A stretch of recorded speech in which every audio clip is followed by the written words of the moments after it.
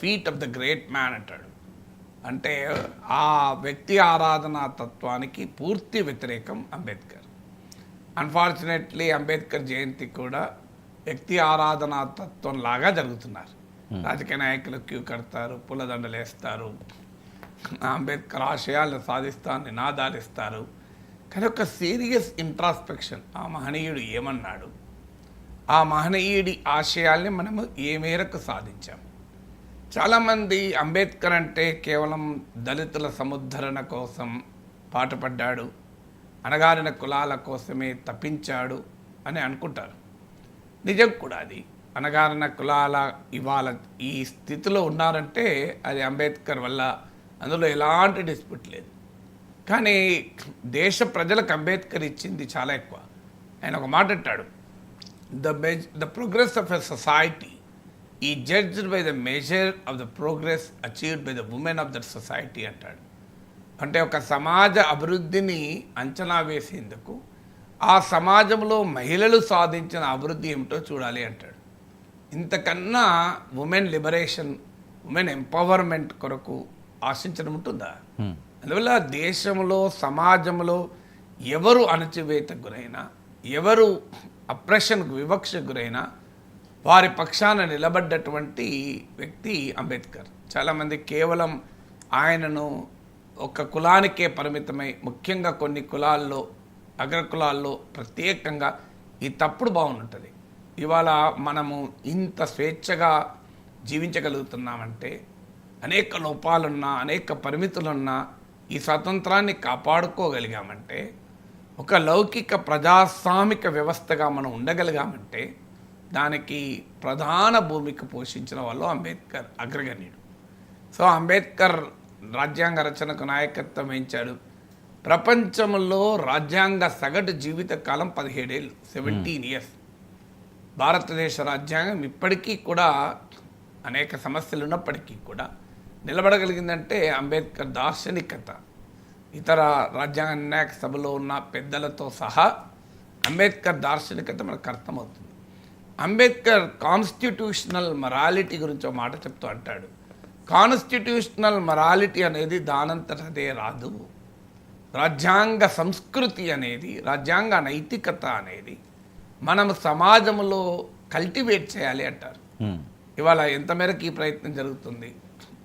ఎందుకంటే అంబేద్కర్ ఇవాళ మనం ఒక బ్యాలెన్స్ షీట్ వేసుకోవాలి అంటే, అంబేద్కర్ ఆశయాలు, భారతదేశం అనే బ్యాలెన్స్ షీట్ వేసుకోవాలంటే అంబేద్కరే ఒక మాట అంటాడు తన రచనల్లో. ఒక భారతదేశం రాజ్యాంగ నిర్ణాయక సభలో చివరి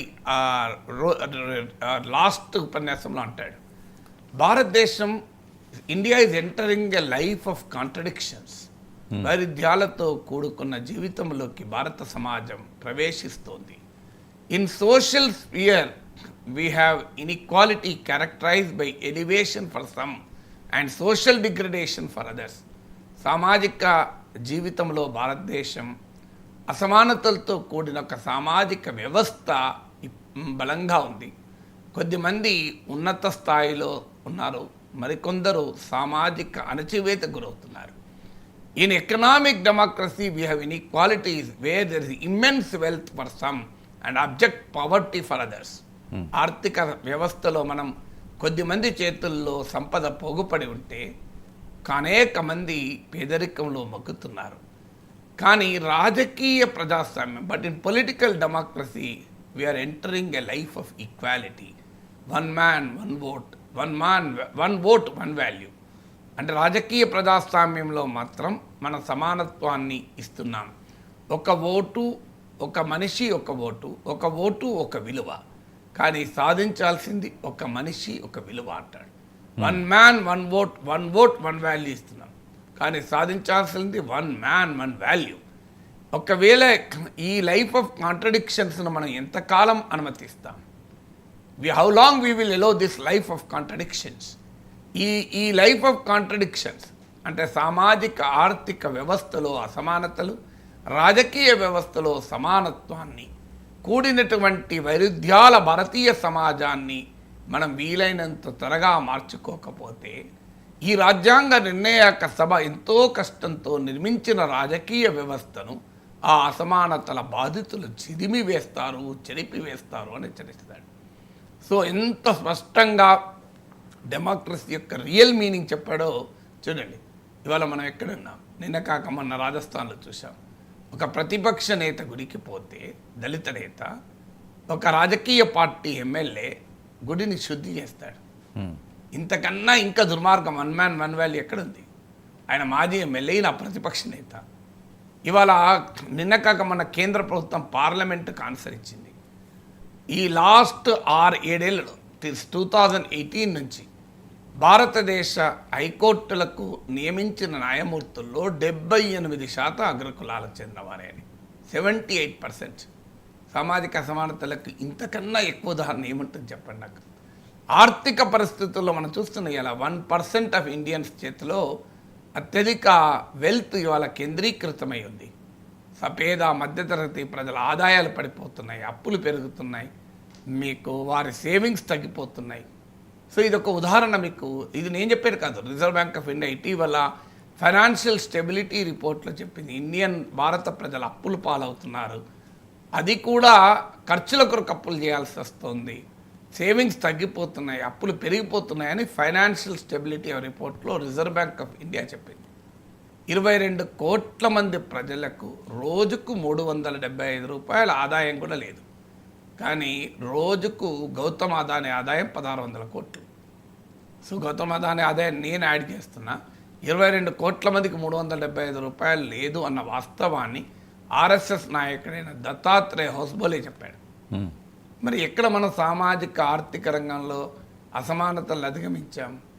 అందువల్ల అంబేద్కర్ చెప్పిన దానికి ఇది ఒక ఇండికేషన్ కదా. మనం కొలబద్దగా చూసుకుంటే ఆయన మాట అంటాడు, రైట్ టు ప్రాపర్టీ కాదు ఫండమెంటల్ రైట్గా ఉండాల్సింది, right to work, right to health, right to education fundamental right కావాలను.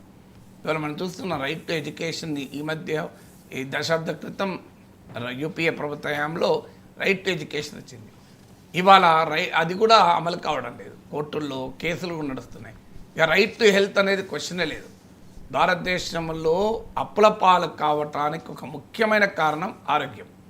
అంటే ప్రజలకు ఇప్పటికీ కూడా మనము సొంత ఖర్చులు లేకుండా మన ఆరోగ్యాన్ని ఇవ్వలేకపోతున్నాం.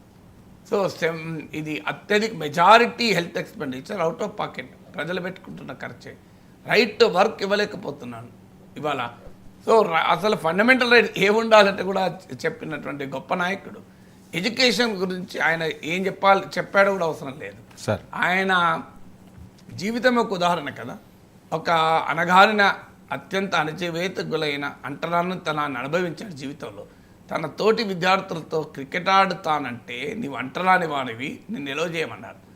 అంతటి వివక్షకు గురై సామాజికంగా ఆర్థికంగా కష్టాల్లో ఉన్న ప్రపంచంలో అత్యున్నత విద్యా సంస్థల్లో అత్యున్నత చదువులు చదువుకోగలిగినటువంటి మహామేధావి, ప్రపంచ ప్రఖ్యాత కొలంబియా యూనివర్సిటీ నుంచి, లండన్ స్కూల్ ఆఫ్ ఎకనామిక్స్ నుంచి, మామూలు డిగ్రీలు కాదని, లాలో barrister, PhD in economics, doctor science economics. So అంత అద్భుతంగా చదవగలిగాడంటే ఆయనలో ఉన్న ఇంటలెక్చువల్ థాట్కు ఒక నిదర్శనం.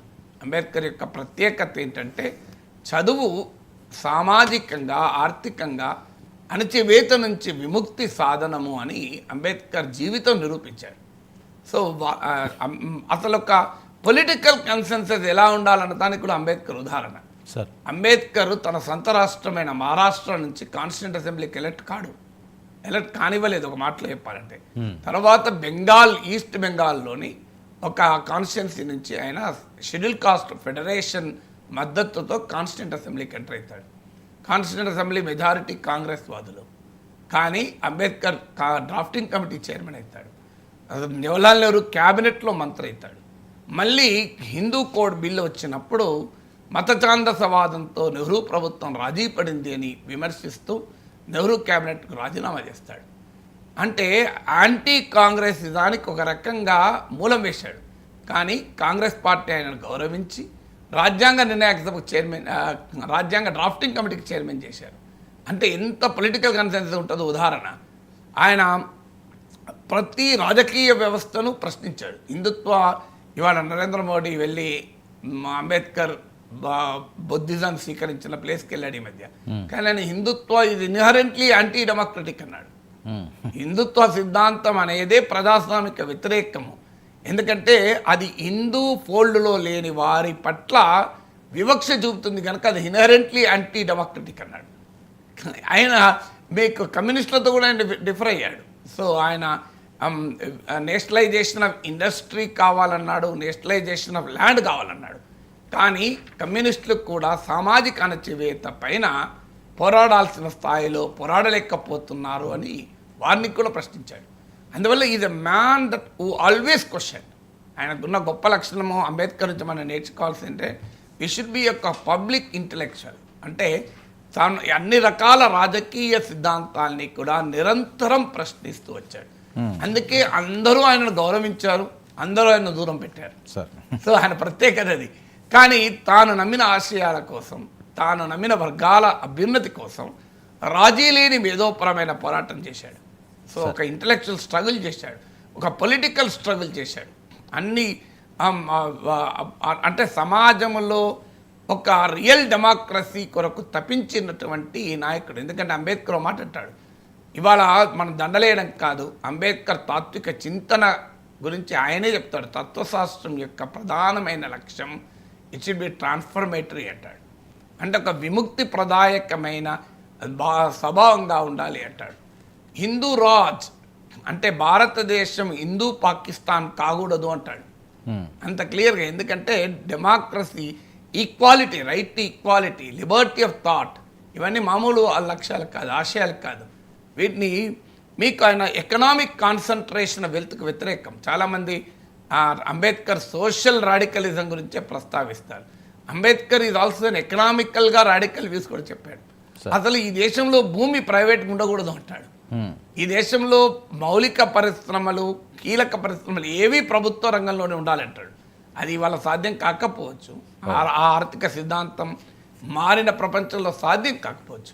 కానీ అందులోకి వెళ్ళి ఎసెన్స్ ఏంటి అంటే ఇది ఎగనెస్ట్ ఎకనామిక్ కాన్సన్ట్రేషన్, ఆదాయాల ఆస్తుల కేంద్రీకరణకు ఆయన వ్యతిరేకం. సో ఆయన మీరు ది అనిహిలేషన్ ఆఫ్ కాస్ట్ చూడండి, చదవండి, ది స్టేట్ అండ్ మైనారిటీస్ చదవండి. అన్ని పుస్తకాల్లో కూడా ఆయన మీకు ఎంత అనగారిన కులాల కొరకు, అనగారిన వర్గాల కొరకు తప్పిస్తాడు అంటే ఆర్టికల్ 3 ఇవాళ తెలంగాణ వచ్చింది ఆర్టికల్ 3 ప్రకారం. ఆర్టికల్ 3 పైన చర్చ జరిగినప్పుడు ఒక మాట అంటాడు, అంటే ఒక రాష్ట్ర సరిహద్దుల్ని మార్చి ఒక రాష్ట్రాన్ని విభజించే అంశంలో ఆ రాష్ట్ర శాసనసభకు పాత్ర లేకపోవడం ఏంటి అని ప్రశ్న వస్తుంది.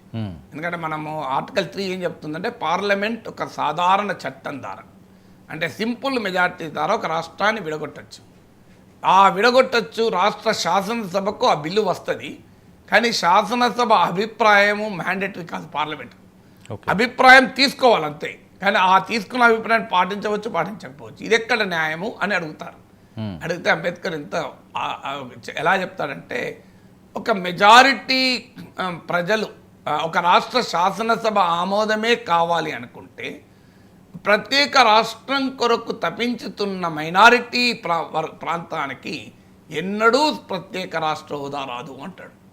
ఎందుకంటే ఇప్పుడు శాసనసభలో నీకు మెజారిటీ రాష్ట్రాన్ని వద్దనే వారికి ఉంటే ఎట్లా వస్తుంది రాష్ట్రం అంటాడు. అందుకే India is an indestructible union of destructible states అంటాడు. అంటే విడగొదీయటానికి వీలు లేని దేశం ఇది, కానీ రాష్ట్రాలు మాత్రం విడగొట్టచ్చు అంటాడు. ఇలా తెలంగాణ ఏర్పడిందంటే మూలము అంబేద్కర్ ఈ ఆర్టికల్ 3 గురించి చెప్పినటువంటి అంశం. సో అంబేద్కర్ అడుగడుగున ఆయన ఆలోచనలు భారతీయ సమాజాన్ని ఒక ప్రక్షాళన చేసేందుకు, అణచివేత లేని సామాజిక ఆర్థిక అణచివేత లేని ఒక కొత్త సమాజాన్ని